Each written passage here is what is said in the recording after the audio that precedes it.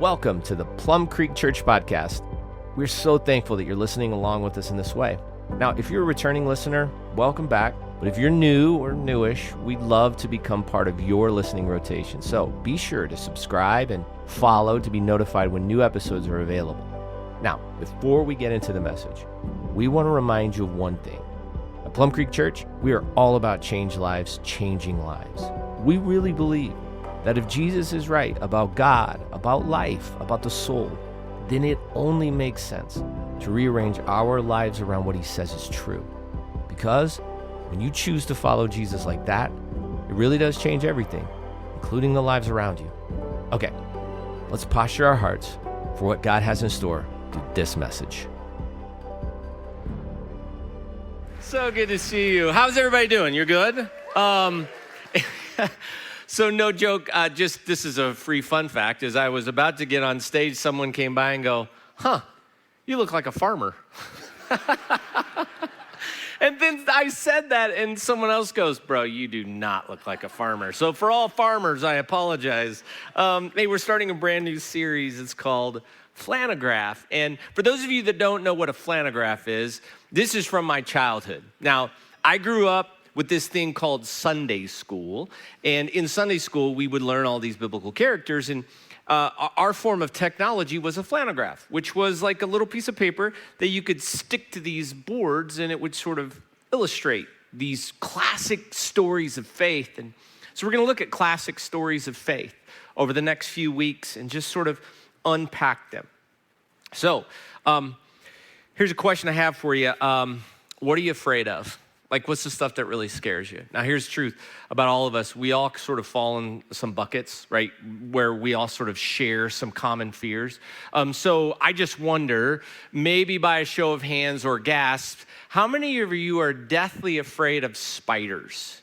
Any spider people? Okay, yep, I don't like them much either. Okay, all right, how many of you are afraid of heights? Do you have any heights, folks? Yep, yeah, don't want to go up on those mountains. How about this one? Anybody afraid of public speaking? Yeah, me. Well, when you make comments about my shirt, you get in my head. Okay, how many of you are afraid of snakes? This is a true story. In my house, we lived in Littleton. I was going downstairs for a movie night, and I am not kidding. In a house, finished basement, a snake came out from underneath the couch. Never went back down in that basement. Anybody afraid of needles? Got any needles, people? Yeah. I mean, look, there are things in our life that we are afraid of, that make us stop, right? Like blood move out of your body. And I was thinking about one of those moments, it was so many years ago, one of those moments that just stopped me in my tracks, made me so afraid, was at a baseball game. Now, I probably couldn't have been 8, 9, 10 years old. I'm not quite sure, but we were at Busch Stadium. And my father was the opposite of a helicopter parent, right? And probably in the 1980s, you could be. But I told my dad, we were in the upper deck of Busch Stadium. I go, Dad, I got to go to the bathroom. And he's like, well, you know where the bathroom is, go to the bathroom. So I got out and went to the bathroom, and I ended up in this spot and did what I needed to do, and I'm washing my hands, and it was empty. When out of the back of right behind me, I hear this voice go, hey, boy. Oh, yeah. I mean, the blood drained from my face. And honestly, about this time, they had just released where they started putting kids on milk cartons. And I was sure this is how that story started, right?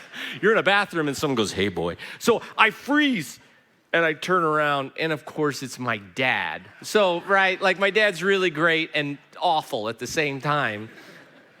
But I thought, there are moments in our lives where we will face something that will make us so afraid, so petrified. The question is, like, what do we do in those moments? Because I'm telling you, those moments will come, like big moments. And so I want to take a story that I know you're all familiar with, and I want to answer that question, like, how do you face what I'll call the giants of life? How do you do it? So I'm looking at David and Goliath, and I want to say something from the beginning. One, spoiler alert, David does win, okay? But that's not what I'm really looking at, because I actually don't think this is really a story about an underdog, because those are really just stories about what happens in the moment. I think there's something else happening. And so I'm going to explore that. If you have your Bibles, you can turn to 1 Samuel. It's in the front quarter of your Bible. It's 1 Samuel. We're going to be in chapter 17. But let me set up the story. There's a battle that's about to ensue. Now, at the heart of ancient Palestine, there are a series of these ridges and valleys. And these ridges and valleys are exceedingly strategic territory. They had been warred over for centuries. People have been fighting about this land for a long time. So in verse 1, this is where we find this story, the setting of this story. It says, now the Philistines gathered their armies for battle. It lists a bunch of geography, but that's this particular portion of land, this valley. Saul and the men of Israel were gathered and encamped in the valley of Elah and drew up in a line of battle against the Philistines. And the Philistines stood on the mountain on one side and Israel stood on the mountain on the other side with the valley in between them. What the Bible is telling us is both armies were in a strategic position. They didn't want to leave the strategic position because if you came from the high ground down into the valley and tried to attack, you'd probably lose the battle. And so they were frozen. They were stuck on their ridge trying to figure out, what do we do next? When, in verse 4, this happens. There came out from the camp of the Philistines a champion named Goliath of Gath, whose height was 6 cubits in span. He had a helmet of bronze on his head. He was armed with a coat of mail. The weight of that coat was 5,000 shekels of bronze, and he had bronze armor on his legs and a javelin of bronze slung between his shoulders. The shaft of his spear was like a weaver's beam, and his spear's head weighed 600 shekels of iron. His shield bearer went before him. So what does all that mean? Well, what it means is he was basically 9 feet tall, which is huge, and he wore body armor that weighed roughly 125 pounds. This dude was enormous. Have you ever run into a giant human? Anybody? You ever run into a giant human that you're like, oh my goodness, you're so big? Like in 4th grade, we had this kid named Chris Clemens, and Chris hit puberty in 4th grade. No joke, he was 6'1" in 4th grade, and he shaved. He was huge, and he was a really nice person. But if he asked you for your milk, you gave it to him. This kid was so big. This was Goliath. He was absolutely massive. And so this is what it says in verse 8. Goliath, this giant of a human, says, why have you come out drawn up for battle? Am I not a Philistine? Are you not servants of Saul? And then he says this, just choose for yourself and let him come down to me. If he is able to fight with me and kill me, then we'll be your servants. But if I prevail against him and kill him, then you shall be our servants and serve us. And the Philistine said, I defy the ranks of Israel. This day, give me a man that we may fight together. Now, this isn't just hyperbole or him sort of popping off. This is actually known in the ancient world as single combat. It happened often. When two armies couldn't face off and they felt like it was going to be a bloodbath, sometimes they would send 2 warriors, and those warriors would represent each side. They would fight, and that is who would win the battle. This is what Goliath was calling for. And the Philistines, for obvious reason, in a situation of single combat, chose Goliath, and Israel, for obvious reasons, chooses to send no one, right? I think the entire army really was frozen with fear.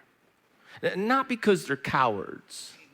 I think it's because they couldn't see past the giant. And I think that's a feeling we know. Malcolm Gladwell, he's an author. I don't know if he's a believer or not, but he wrote about this encounter, this whole idea of facing giants and David and Goliath. And this is how he frames it. He says, when I say giants, when he's talking about our lives, what I mean are powerful opponents of all kinds. Disability, misfortune, oppression, the things so much bigger than us that they blot out the sky. Because that's what a giant does. And we've all had those moments. Those moments when the thing in front of us seems so big that you don't know your way around it or through it or under it or over it. It just takes up the whole screen. I remember I've told this story when Gray was our middle son was 3 months old, and he had a traumatic brain injury and he had a bleed on his brain. I remember sitting in the hospital, and it felt like a giant we were facing. I couldn't see past it. And I was literally writing this week, and I got a text from my friend, and it took me back to a few years ago, one of my closest friends since he was 16. He called me when his wife went into labor at 28 weeks. And he called me to tell me that his wife was hemorrhaging, that Andrea was hemorrhaging, and he didn't know if she was gonna make it. Like that's a giant. It's just right in front of you. And here's the thing. All of these things, these opponents, all of them have the same thing in common. And it is that when you are in it, all you can see is the thing in front of you.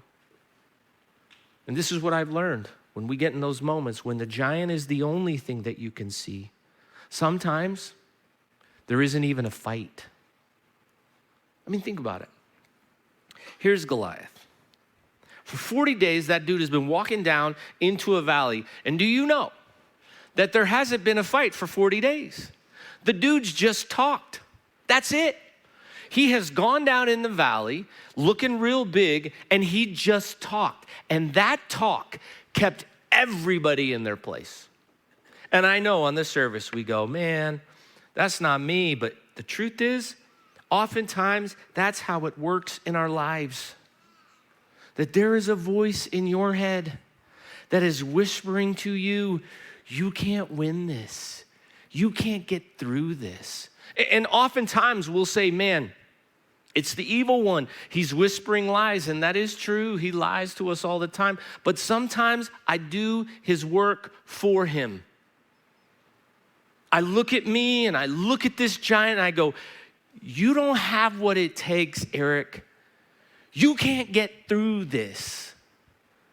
And I just decide, I'm just not going to fight because I can't win. This is what's happening. Standing on a ridge for 40 days, frozen by talk from the giant. Until one day, in verse 20, the Bible tells us that a kid shows up. Now, this is David. Verse 20 says that he leaves his sheep and he comes out to feed his brother, but this has been going on for some time. So David's brothers, they are part of the army. David is not. He is just a shepherd. But his dad pecks him up with food. He goes out, he delivers it to his brother. And on this particular day, he shows up. And he shows up at the time that the giant is saying all the things that the giant says. You know, popping off about God, about their army. And David, being the kid that he is, looks around and is a bit confused. He says to himself, wait a minute.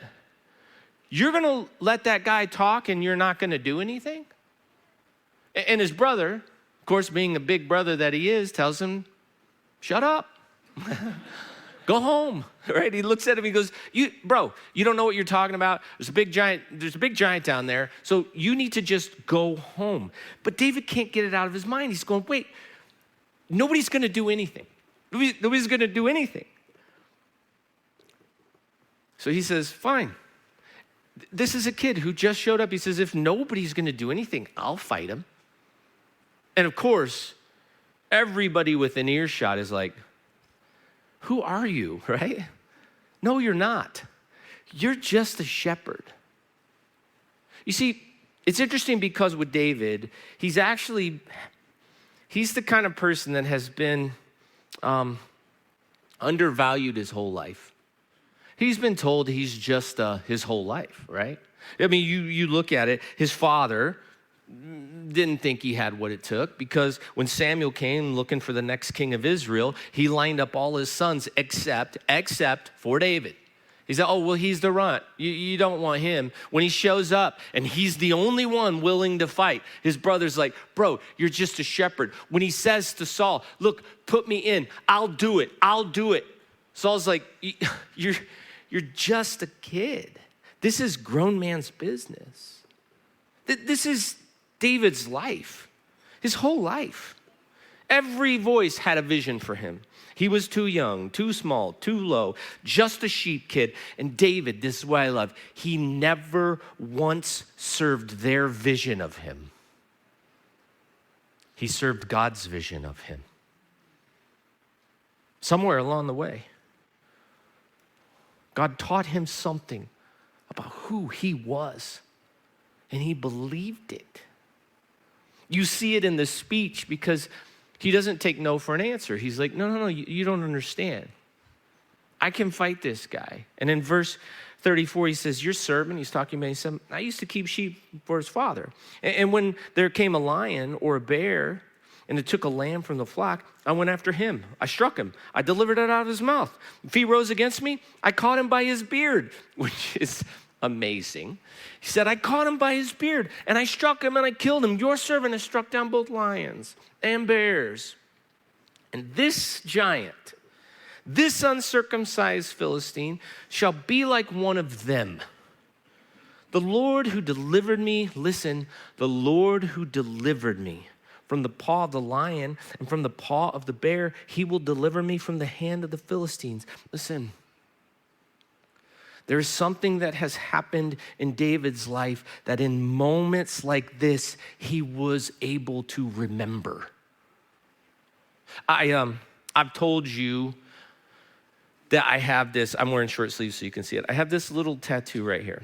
And I got this for this very reason. It says, forget and then remember. And I've said this often, but I'll remind you that too often I forget the things I should remember, and I remember all the things I should forget, right? Anybody else? Well, not David. David stands in this moment and he said, well, wait. God has always showed up. Like when I fought the bear, he was there. When I fought the lion, he was there. Why would he not show up again?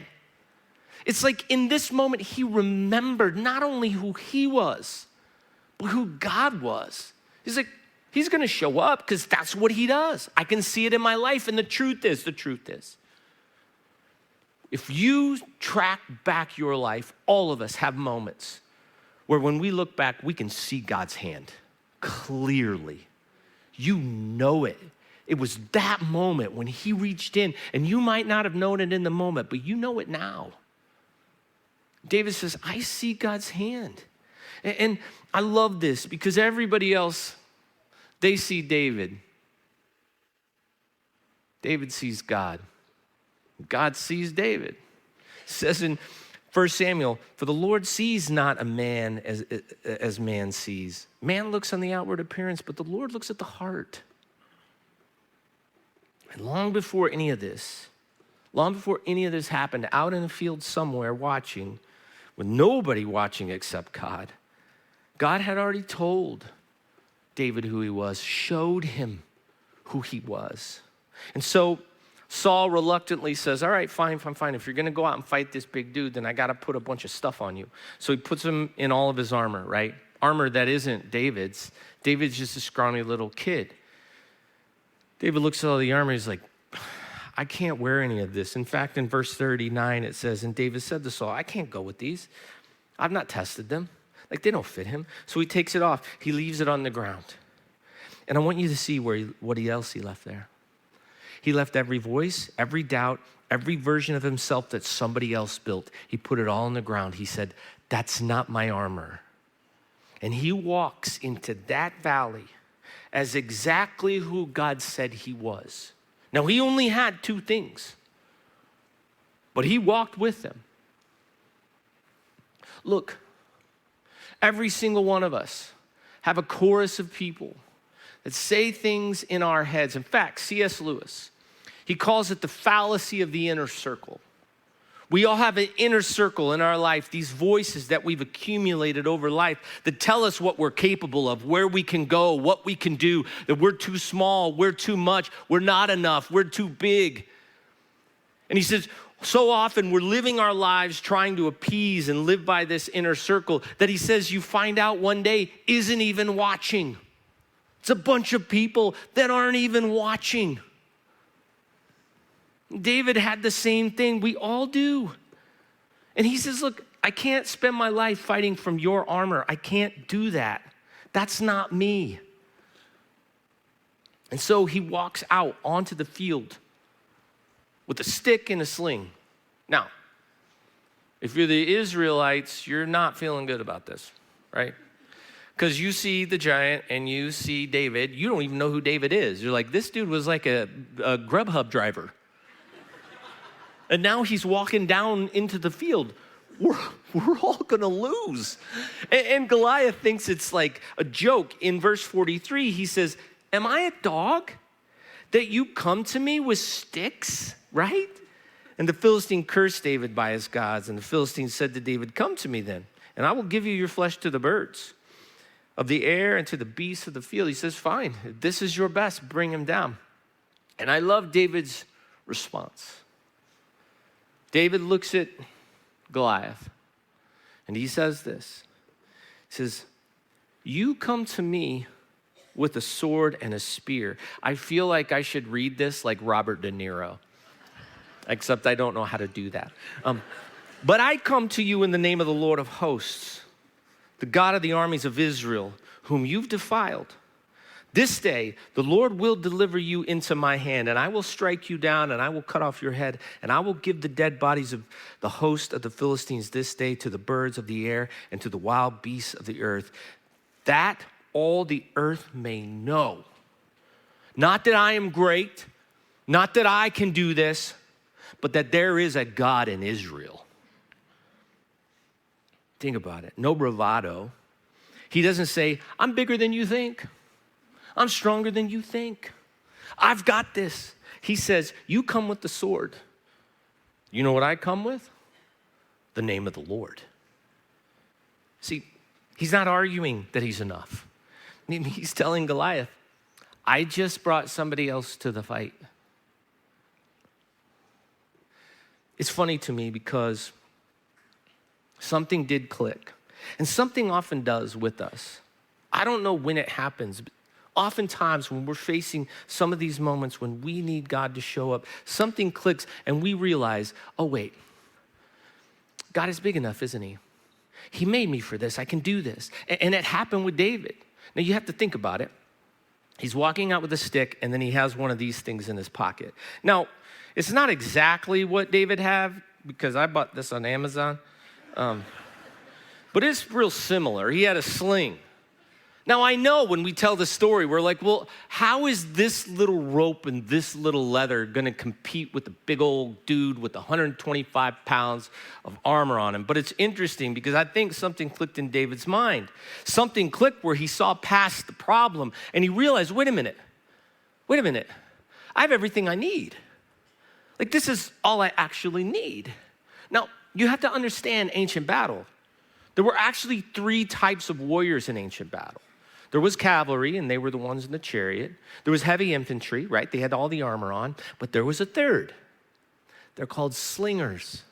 Now, historians will tell you that a slinger with one of these right here could actually pick a bird out of the sky in flight.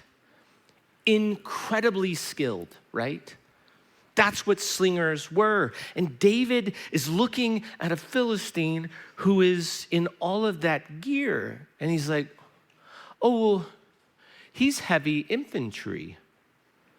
What am I? Well, I'm definitely not cavalry.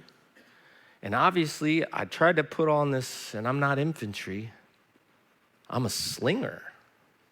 And did you know that the one thing on the entire battlefield built to beat heavy infantry is a slinger? 9 times out of 10, they win.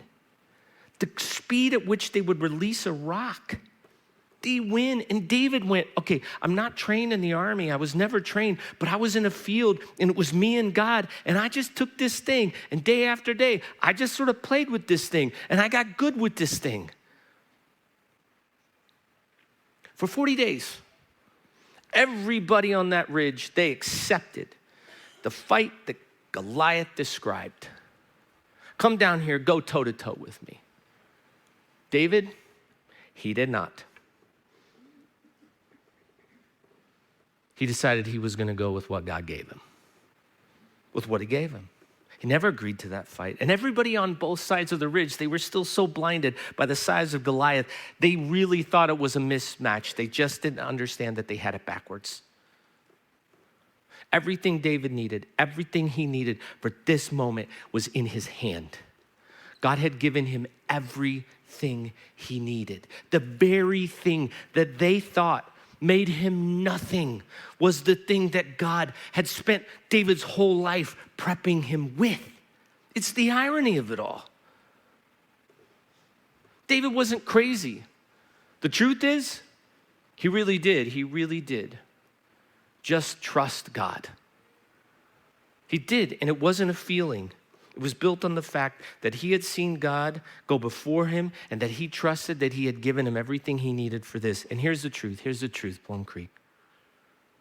As you open this book and you continue to understand it, what you see is story after story, just like this one.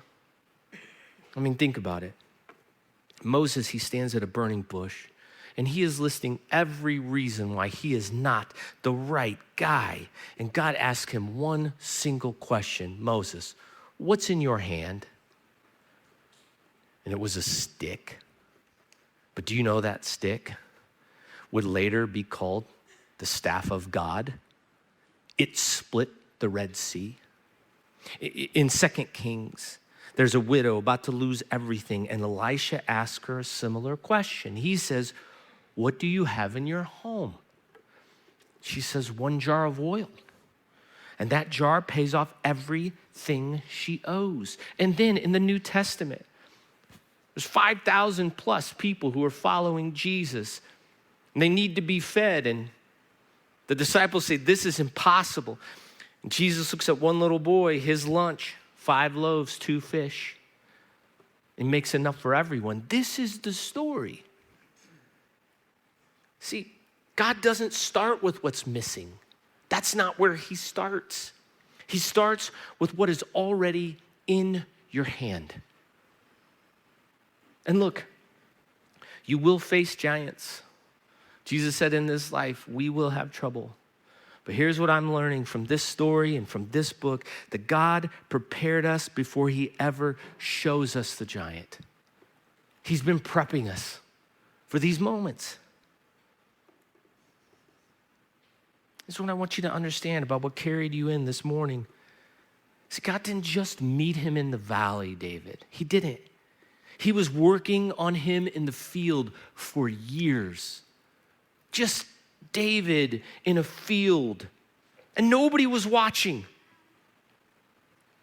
Truth be told, there's so many of us that look at our lives and we wonder if those years that you were working in that place, or those wasted years back on a job that your family dismissed you, every lion, every bear, listen, God was putting something in your hand. He wastes nothing. He just doesn't. And we don't often know it in the moment, but we see it. And I know that when you hear that, some of us ask a pretty simple question. Well, how do I know it's in my hand? How do I know? Because I feel like I'm about to step into a big old fight. How do I know? Well, David didn't really know. I mean, he never stood in the field, taking inventory of what he was doing and going, someday I'm going to use this sling to become famous. They will talk about me everywhere. He just did what was in front of him, right? When the lion came, he chased the lion. When the bear came, he chased the bear. He spent time in this field. He wasn't really training. He was just working. He was just doing the next thing in front of him. And God was quietly building this man. He didn't know that the field was preparation until he was standing in that valley. And that's how it works. You almost never see it going in. You see it looking back. And so, where do you look?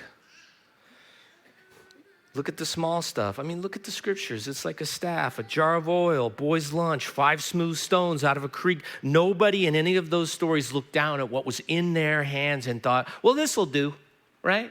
Nobody. And the truth is, so often we're waiting to step into the fight until we feel like we have enough. And listen, you'll never have enough. Not just you on your own. It'll never feel like enough. It won't feel like enough. But God's saying, will you just step and trust me? I mean, I thought about Greg. The truth is, when he called me, he did not have in his hand a way to stop his wife from bleeding. What he had in his hand was a telephone, and he called me. And when he couldn't pray, there was armies of us that prayed for he and Andrea. And she made it. But sometimes it's that simple. The hand is a friend. Sometimes it's a verse that somebody made you memorize when you were like 10 years old. Sometimes it's the last valley that you crawled out of and barely made it out. But here's the thing. We have a choice in these moments to stand on a ridge and believe the lies, or to step in the valley and trust God. To see his track record on display in our lives and say, if he's shown up then, he's going to show up now. And here's what I have, use it. You know, this is why David says in verse 47, this battle, it's the Lord's. It's the Lord's. It's not mine. And look, did he use a sling? Yes. Did it kill Goliath? Yes. But I'm convinced if it wouldn't have been a sling, it would have had a pair of pliers. I mean, it would have been weird, but I'm convinced God would just use the things that we surrender to him. Say, God, it's yours. I trust you. I know you can do this. So I'm not going to sit on the ridge. I'm going to fight. I'm going to fight with what you gave me. It was never about the power of the thing that was in David's hand. It was about whose hand he was in. And it's still true, Plum Creek. I mean, I know, like oftentimes when I'm praying about these messages, I'm like, Lord, I just need you to speak through me to someone who's in a real tough spot, especially this one. And they're tired and exhausted and can't feel a way through because the giant's the biggest thing on the screen. And I'm just here to tell you, none of this was ever about the power of David. He never had to be bigger than the giant. He just had to trust the only one that was. There was one that was bigger. That God that met a shepherd in an empty field. The God who put a staff in Moses' hand and an oil in a widow's jar and a boy's lunch in the hands of Jesus. The God who stood in that valley next to that kid. That God, the same God today. Same. That is the same God who is standing in your valley today. He's not gotten smaller. He has not gotten tired. He has not run out. He is no different than the God of this story. So, if you are facing a giant, don't believe the lies. Remember the truth. There is a God, and he is bigger than the battle you're in. And all you have to do is give him what you got, and it will be enough. God, I pray for my friends. Will you help them grasp and grab onto the reality of this story and this song, that you are the same God. Deliver us, because that's what you do. In Jesus' name, amen.